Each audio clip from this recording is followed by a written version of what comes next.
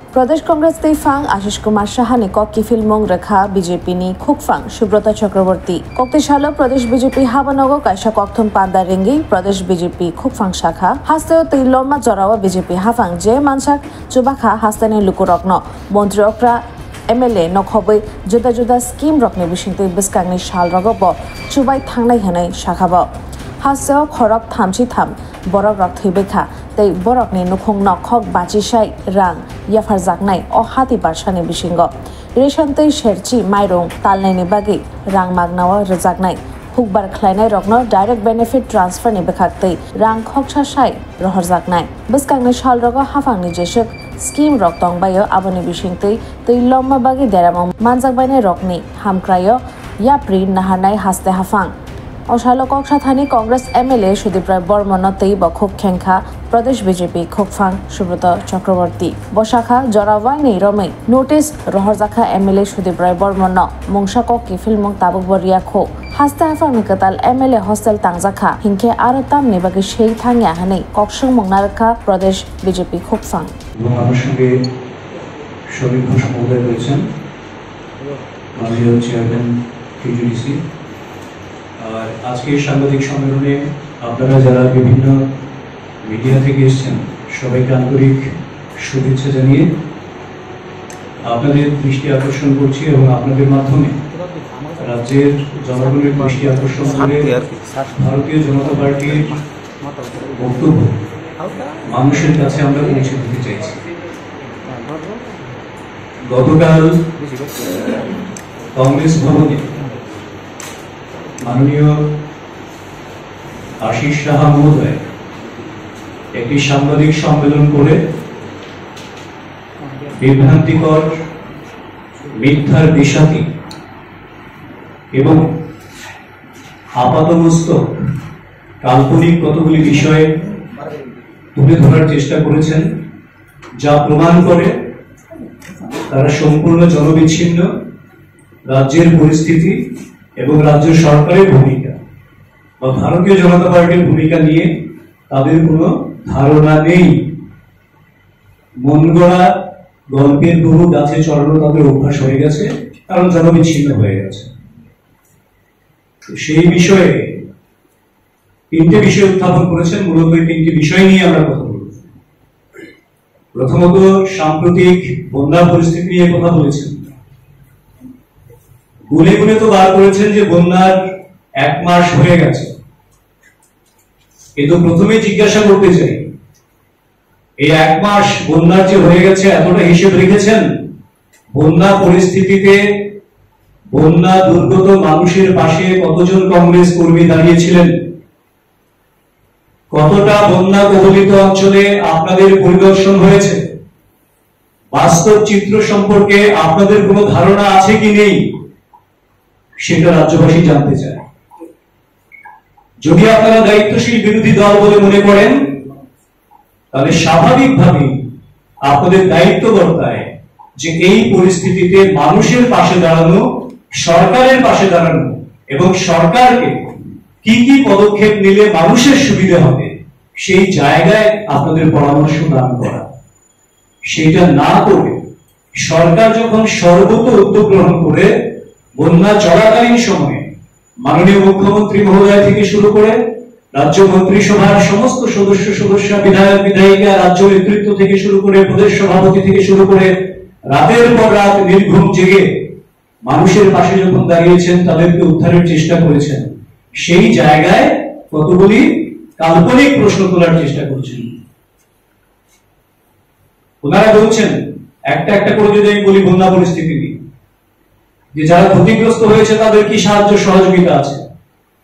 স্পষ্টভাবে বলছি, রাজ্যের মাননীয় মুখ্যমন্ত্রী ঘোষণা দিয়েছিলেন বন্যায় যাদের প্রাণহানি ঘটেছে, এই নির্মম প্রাণহানি যাদের ঘটেছে, কারণ আপনারা সবাই অবগত আছেন রাজ্যের ইতিহাসে এত ভয়াবহ বন্যা বা কোনো প্রাকৃতিক দুর্যোগ তার আগে কখনো হয়নি।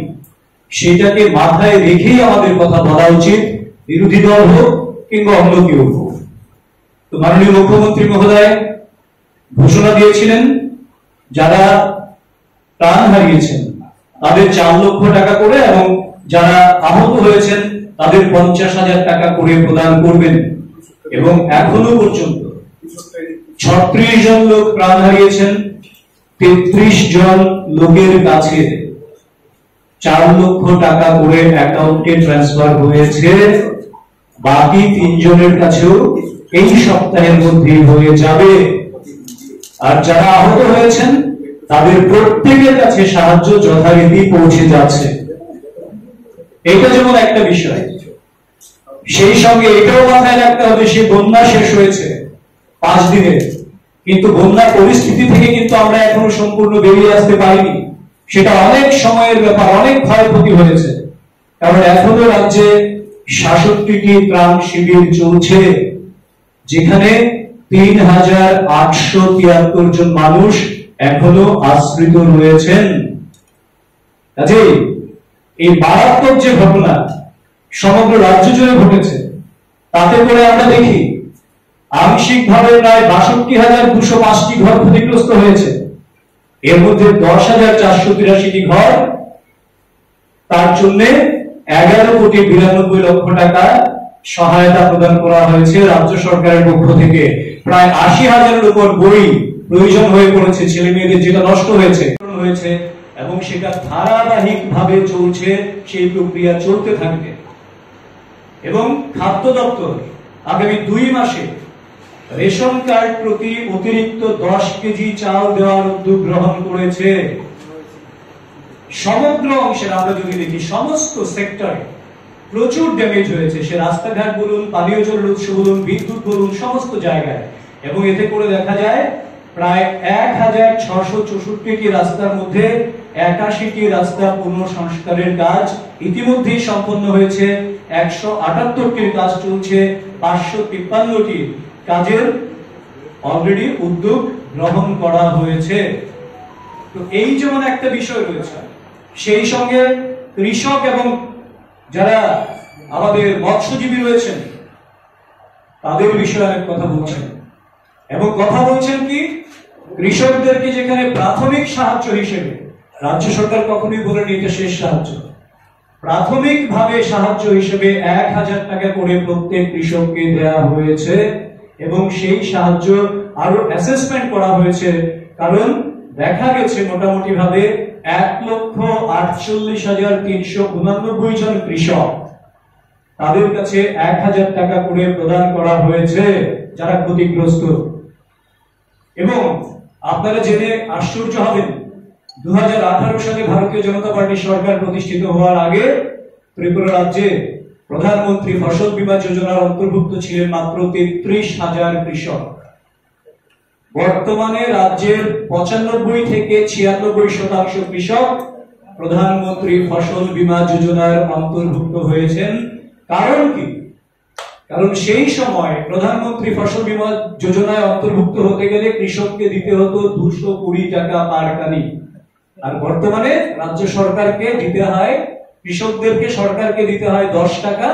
বাকি সমস্ত খরচা সরকার বহন করছে, কারণ এটা কৃষক দরদি সরকার। এবং 2018 থেকে 2024 সাল পর্যন্ত প্রধানমন্ত্রী ফসল বীমা যোজনায় ইন্স্যুরেন্স কোম্পানির সঙ্গে যে বীমাটা হয়, সেই বীমায় ইতিমধ্যেই 1 লক্ষ কৃষক 9 কোটি টাকা পেয়েছেন।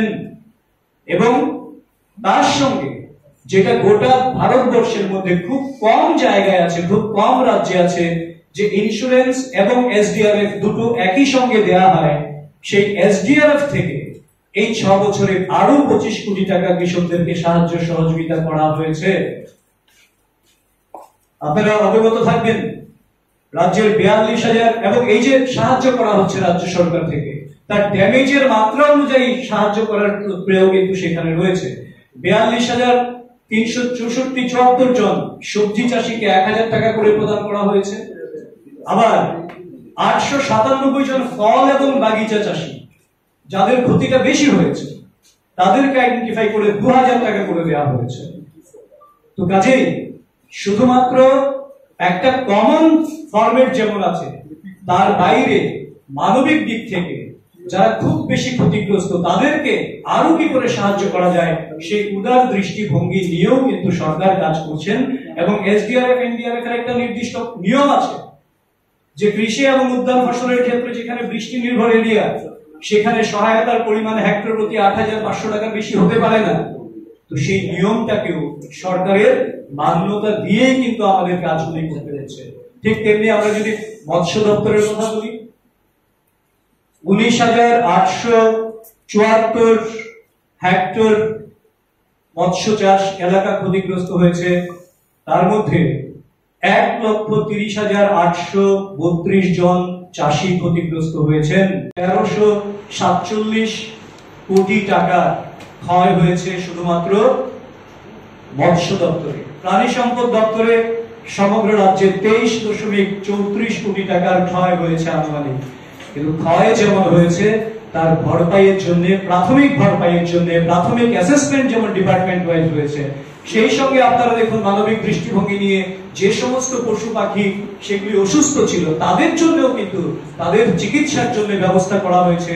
এবং এখন পর্যন্ত ৪০,৪০১টি গবাদি পশু, ৫৪,৫০৬টি পাখির চিকিৎসাও কিন্তু সমানভাবে করা হচ্ছে। এবং সেই সঙ্গে সবচেয়ে বেশি ক্ষতিগ্রস্ত হয়েছে রাস্তাঘাট কিংবা ব্রিজ, এই সমস্ত বিষয়গুলি। এবং নির্দিষ্ট লক্ষ্যমাত্রা নিয়ে পূর্ত দপ্তর সেখানে কাজ করছেন যাতে পুজোর আগে ৫ তারিখকে লক্ষ্যমাত্রা স্থির করা হয়েছে। ৫ই অক্টোবরের মধ্যে সর্বোচ্চ মাত্রায় কতটা কমিউনিকেশনকে আবার ইজি করা যায়। ইতিমধ্যে ন্যাশনাল হাইওয়ে 8 এবং হাইওয়ে 208 দুটোই সচল আছে। এবং সেই জায়গায় তার বাইরেও দেখুন জল সম্পদের ক্ষেত্র আমরা যদি দেখি, ১৫৯৫টি লিফট ইরিগেশন প্রকল্পের মধ্যে ১১৮২টি প্রকল্প ক্ষতিগ্রস্ত হয়েছে। ৬০টি হাই পাওয়ার লিফট ইরিগেশন স্কিমের মধ্যে ৫টা অচল হয়ে গেছে। ৩৫৪টি গভীর নলকূপের মধ্যে ২৫২টি ক্ষতিগ্রস্ত হয়েছে। তো এই যে ক্ষতিগ্রস্ত হচ্ছে, কিংবা ৯২টি সুইচ গেট এবং ৯৭ কিলোমিটার নদীর তীর ক্ষতিগ্রস্ত হয়েছে, এই যে ক্ষতি হচ্ছে তার জন্য পানীয় জল সংকট কোথাও কোথাও তো বিঘ্নিত হচ্ছে, যার জন্য আপনারা প্রায়শই হয়তোবা দেখেন কোনো কোনো জায়গায় সাময়িককালের জন্য জল সংকটের কিছুটা যদি চিত্র তৈরি হয়, রাজ্য সরকার কিন্তু বিকল্প ব্যবস্থার মাধ্যমে সেই সংকট নিরসনে সবসময় উদ্যোগী রয়েছেন। এর বাইরে বিদ্যুৎ নিগমের যে ট্রান্সফরমার বসানো যেগুলি ক্ষতিগ্রস্ত হয়েছে, লাইন যেগুলি ক্ষতিগ্রস্ত হয়েছে, সেইগুলিকে সারাই করতে গেলে, মেরামত করতে গেলে আগে সড়কটাকে মেরামত করতে হবে, নয়তো ট্রান্সফরমার নিয়ে গাড়ি যাবে কি করে। তো এই সমস্ত বিষয়কে মাথায় রেখে ৯৮% মতন বিদ্যুতের সমস্ত সমস্যা প্রায় নিরসন হতে চলেছে এবং আশা করা যায় পুজোর আগে ১০০% বিদ্যুতের ব্যবস্থাও সম্পূর্ণভাবে করা হবে। এবং যাদের ঘর বিশেষভাবে ক্ষতিগ্রস্ত হয়েছে তাদের জন্য গ্রাম উন্নয়ন দপ্তর প্রধানমন্ত্রী আবাস যোজনায়, গ্রামীণ আবাস যোজনায় আরো অতিরিক্ত ৫০,০০০ ঘর ত্রিপুরা রাজ্যের জন্য বরাদ্দের জন্য প্রক্রিয়া শুরু করেছেন। কারণ এই যে বলছিলাম, এটা একটা মানবিক সরকার। এই সরকার যতটা ড্যামেজ হয়েছে তাকে যত দ্রুত সম্ভব কন্ট্রোল করার জন্য, যাতে মানুষকে রিলিফ দেওয়া যায়। একদিকে যেমন যারা মানুষের জন্য কাজ করছেন, বিভিন্ন স্বেচ্ছাসেবী সংস্থা, ক্লাব থেকে শুরু করে বিভিন্ন সংগঠন কিংবা ব্যক্তিগত উদ্যোগে তারা যেমন রয়েছেন, রাজ্য সরকারের সমস্ত দপ্তর দিনরাত এক করে কাজ করছেন যাতে করে এই সময়ে, দুর্যোগের সময়, যেটা ঐতিহাসিক এবং ভয়াবহ দুর্যোগ, সেই জায়গা থেকে মানুষকে যাতে বার করে আনতে পারেন। তো তার জন্য এই সরকার সর্বতর প্রয়াস রয়েছেন। তো এই সমস্ত বিষয়গুলিকে নিয়ে তারা কি বলছেন যে রাজ্য সরকার যথোপযুক্ত ব্যবস্থা করছেন না। যথোপযুক্ত ব্যবস্থা যদি না করেন তাহলে প্রত্যেকটা ত্রাণ শিবিরে লক্ষ লক্ষ মানুষকে চিকিৎসা দান থেকে শুরু করে প্রত্যেকটা জায়গায় স্যানিটেশনের ব্যবস্থা থেকে শুরু করে যা যা প্রাথমিক করার সমস্ত ডিপার্টমেন্টগুলি সমানভাবে কোঅর্ডিনেশনের মাধ্যমে সেই কাজগুলিকে দ্রুততার সঙ্গে করছেন। এবং সেই সঙ্গে ইতিমধ্যেই আপনারা অবগত আছেন, কেন্দ্রীয় পর্যবেক্ষক দল প্রাইমারি অ্যাসেসমেন্ট করে গেছেন।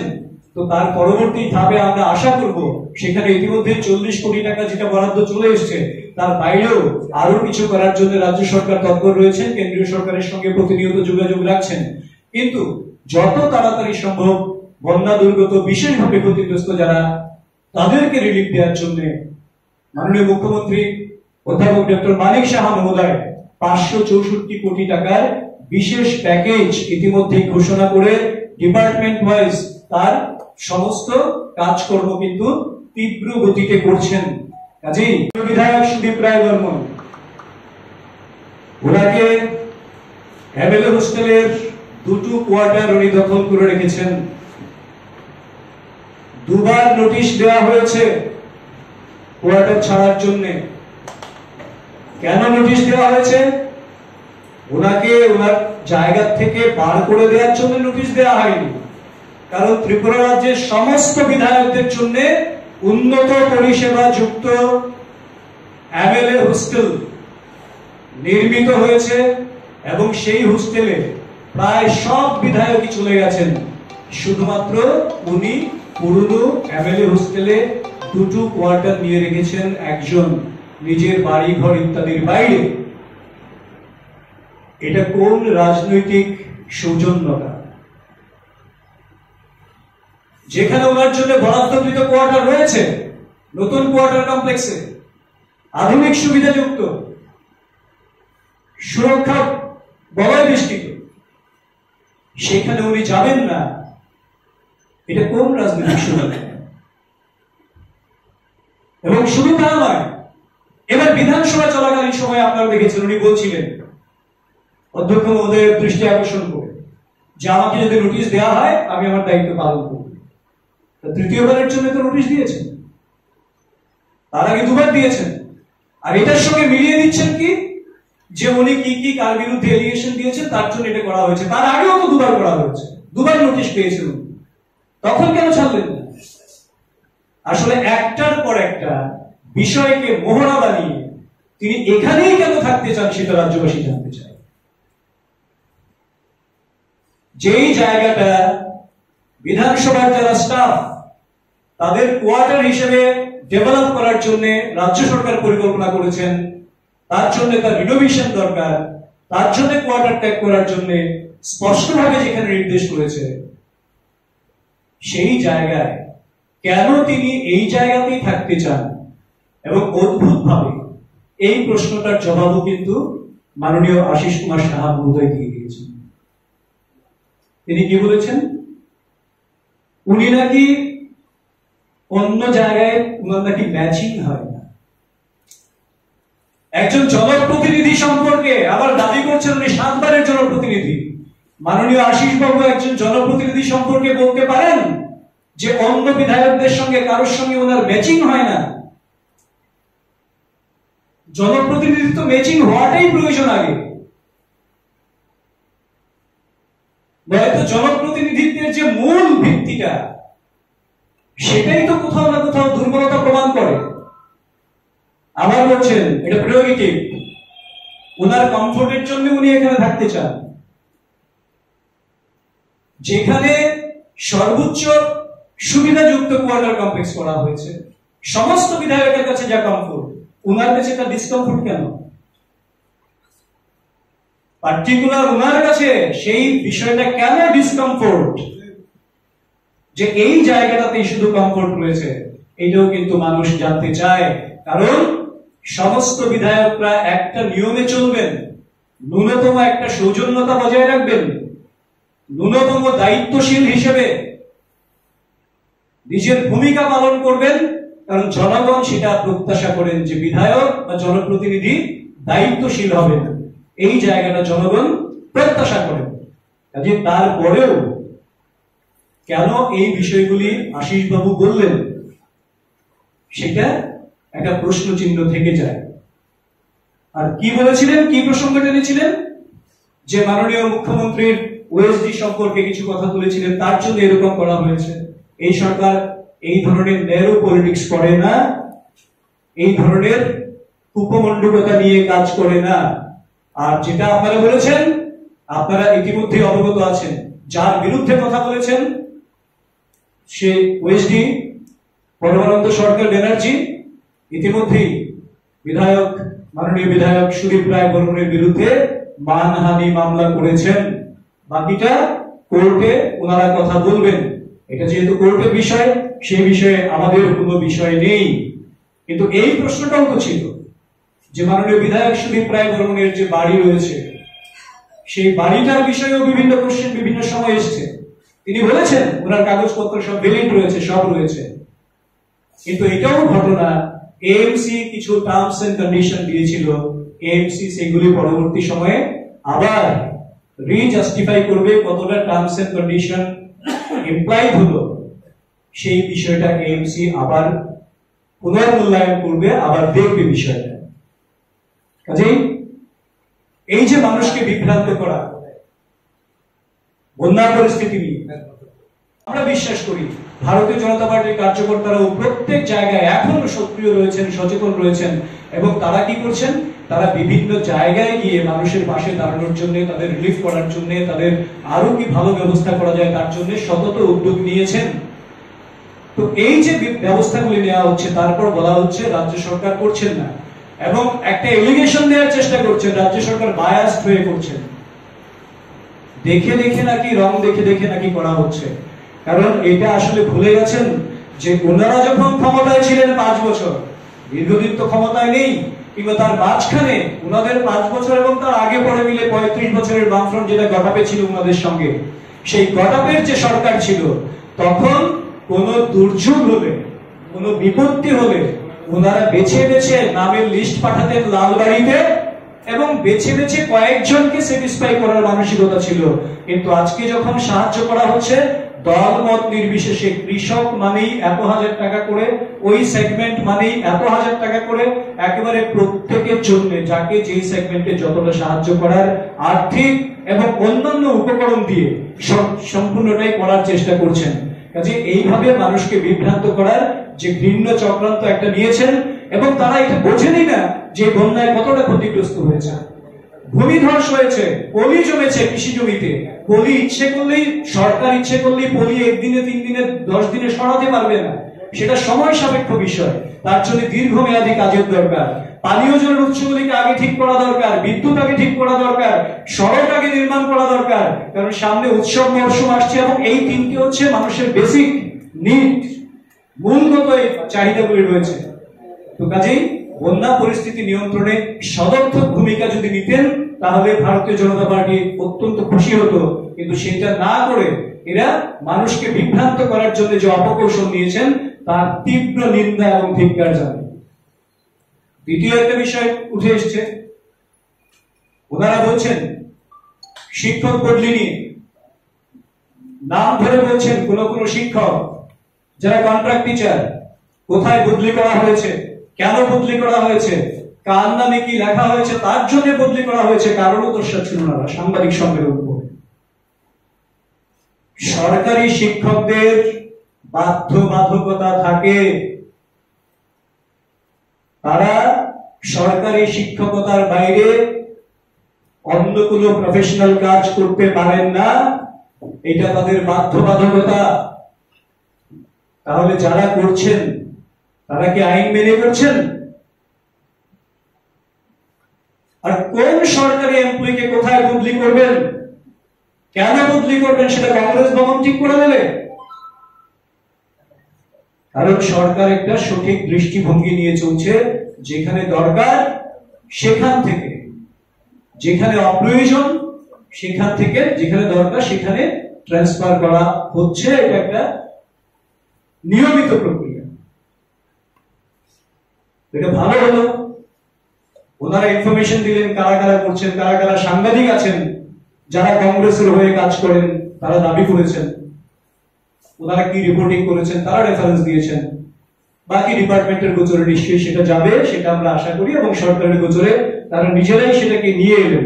তো তার জন্য ওনাদেরকে আমি এই বিষয়টা প্রকাশ্যে আনার জন্য, এটা তো নিশ্চয়ই ওনারা একটা ভালো কাজ করেছেন বলবো।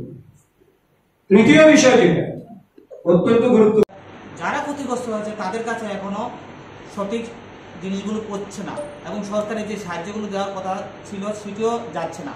কিন্তু যাচ্ছে কার বাড়ি, যারা ক্ষতিগ্রস্ত হয়নি তাদের বাড়িতে চলে যাচ্ছে। তো তাদের দাবি যে পুজোর আগে কি তাদের সবকিছু মিটিয়ে দিতে পারবে সরকার? একটা কথা প্রথমত বলি, এখন পর্যন্ত মানে যেটা একটু লম্বা হয়ে যাবে তার জন্য আমি বলিনি, বিভিন্ন ডিপার্টমেন্ট ওয়াইজ ক্ষয়ক্ষতির পরিমাণ নিরূপণ হয়েছে। ডিপার্টমেন্ট ওয়াইজ একটা তো সেন্ট্রাল অ্যাসেসমেন্ট টিম এসে অ্যাসেসমেন্ট করে গেছে, সেটা একটা বিষয়, কিন্তু ইন্টার ডিপার্টমেন্টাল অ্যাসেসমেন্ট অলরেডি হয়েছে। সেই বিষয়গুলি আপনারা অবগত আছেন যে যে পরিসংখ্যান থেকে আমি যদি একটু বলি আপনাদেরকে, তাহলে বিষয়টা এরকম দাঁড়ায় যে যেমন কৃষি এবং কৃষক কল্যাণ দপ্তরে যারা ক্ষতিগ্রস্ত হয়েছেন তাদের 1,48,394 জন, এবং তার জন্য অগ্রিম আরো যা কিছু করা হয়েছে সেটা একটু বলে দেওয়া দরকার। এবার এই প্রশ্নের সঙ্গে সঙ্গতিপূর্ণ আসন্ন যে রবি মরশুম আসছে সেখানে 26,370 হেক্টর এলাকায় হাইব্রিড এবং দেশ জনমনে একটা অস্থিরতা তৈরি করা, সেটা আসলে এরা জনবিচ্ছিন্ন। তার জন্য এছাড়া সাংবাদিক সম্মেলন ছাড়া মানুষের মধ্যে টিকে থাকার তাদের কাছে আর দ্বিতীয় কোনো রাস্তা নেই। তার জন্য শুধুমাত্র কংগ্রেস ভবনে বসে সাংবাদিক সম্মেলন করে করে এক এক দিন এক একটা বিষয়কে নিয়ে আসছেন, যার বাস্তব ভিত্তি বলতে কিছু নেই। কাজেই আমরা রাজ্যের মানুষকে বিনম্রভাবে আবেদন করব, আসন্ন শারদীয় দুর্গোৎসব আসছে, পুরো পুজোর মরশুম আসছে, এই পুজোর মরশুম আপনারা সতর্ক থাকবেন, যে কোনো রকম ষড়যন্ত্র থেকে বিভ্রান্তি থেকে সতর্ক থাকবেন, বিভ্রান্তি এড়িয়ে চলবেন, এবং যারা প্রকৃত ক্ষতিগ্রস্ত তাদের পাশে সার্বিকভাবে মানুষ পারস্পরিক সৌহার্দ্যের এবং সহযোগিতার হাত বাড়িয়ে যারা দুর্গত তাদেরকে পুজোয় সামিল করার জন্য সবাই উদ্যোগী হবেন, এই আবেদন রেখে আপনাদের সবাইকে ধন্যবাদ জানিয়ে আমার কথা বলা শেষ করলাম। আপনাদের যদি কোনো প্রশ্ন থাকে।